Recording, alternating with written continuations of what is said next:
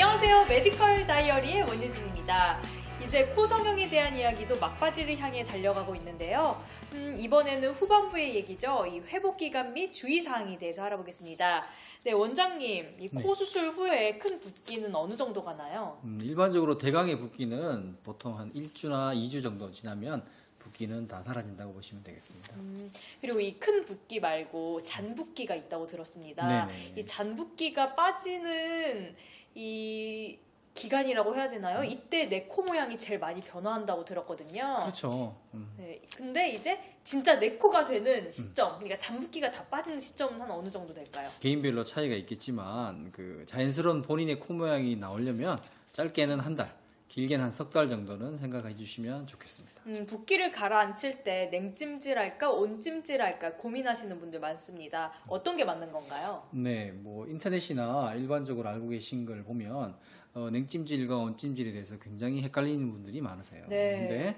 근데 냉찜질, 온찜질을 구분하는 방법은 냉찜질은 주로 수술 직후, 그다음에 혈관이 수축을 한다라는데 초점을 두시면 되겠습니다.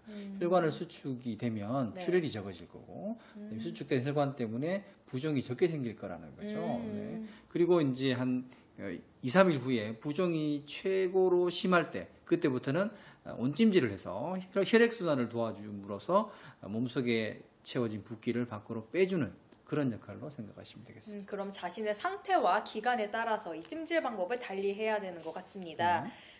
코 수술 후 이 주의사항을 보면은 술과 담배는 꼭 멀리하라는 말이 있습니다. 언제까지 멀리해야 되나요? 네, 뭐 끊으시면 제일 좋고요. 아예요?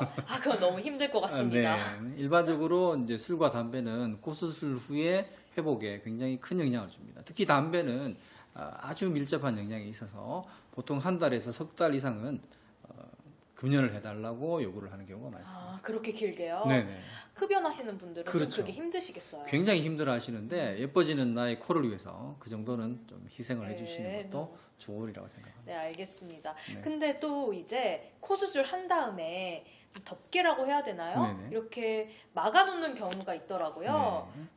이거를 꼭 해야 되는지. 네. 코 수술 후에 코의 비틀어짐을 방지를 하기 위해서 부목을 대는 경우가 있습니다.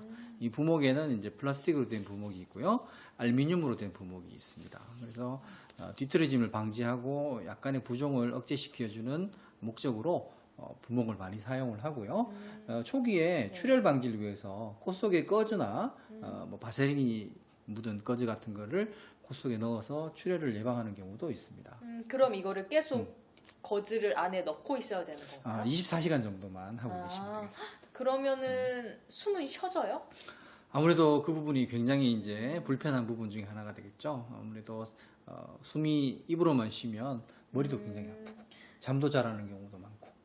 그래서 근데 꼭 필요한 경우이기 때문에 24시간 정도는 제거를 하면 안 되는 그렇죠. 거죠? 지켜주셔야 되겠죠. 좀 불편하더라도 불편함을 감수하더라도 입으로 숨을 쉬어야 될 것 같습니다. 네네. 물을 많이 마셔야겠네요. 네. 그렇죠. 물을 달고 있어야겠습니다. 네. 정말 힘들 것 같아요. 네. 그럼 이 부목이라고 하셨는데 네네. 이 부목은 언제쯤 제거하나요? 보통은 5일째, 4일이나 5일째 제거를 한다고 생각하시면 되고 부목을 하지 않는 분도 상당히 많다고 생각하시면 되겠습니다. 부목의 목적은 아까 뒤틀림 방지, 그다음 부종의 방지 이런 목적인데 그냥 테이핑만 해서 또 충분히 되는 경우도 있기 때문에 굳이 부목을 해야 된다고 생각은 하지 않지만 일단 수술이라는 것은 만에 하나 네, 최소한의 부작용도 방지를 해야 되기 때문에 맞습니다. 네, 부목을 해서 방지를 하시는 게 좋으리라고 생각됩니다. 근데 이 비염이 있는 분들 코를 아주 시원하게 풀어야 되는데 이 코 수술 한 다음에는 그러지 네. 못할 것 같아요. 그렇죠. 못 푸나요? 네, 어려운 부분인데요. 예, 풀지 마시면 좋겠습니다.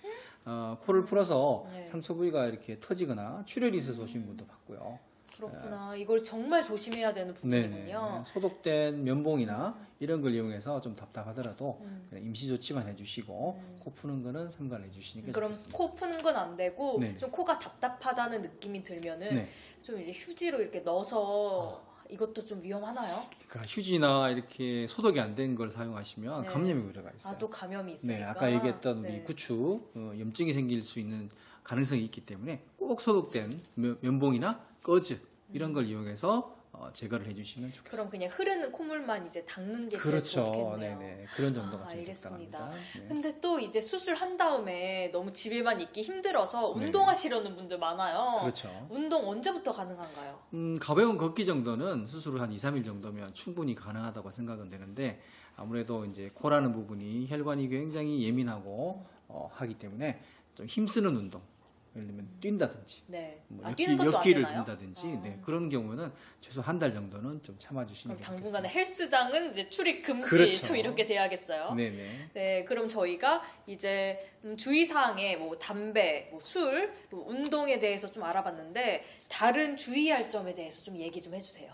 네, 특히 이제 주의할 점이라고 하면 강조하고 싶은 거는 아까 말씀드린 대로 소독되지 않은 그 도구를 이용해서 코를 자꾸 만진다든지 특히 비염이 심한 분들 같은 경우에 코를 아주 만지거나 코를 후비거나 이런 경우가 굉장히 많고요.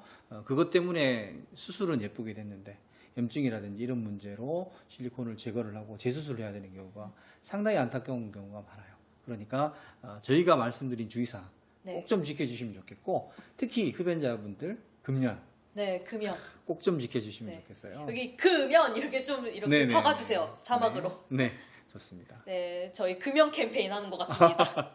네, 저희 좋네요. 아주 네네. 공익 방송이에요. 네. 네, 그럼 저희 오늘 회복 기간 및 이 주의사항 알아봤습니다. 다음에 마지막 코 성형 얘기가 이어질 텐데요. 마지막까지 함께 해주세요.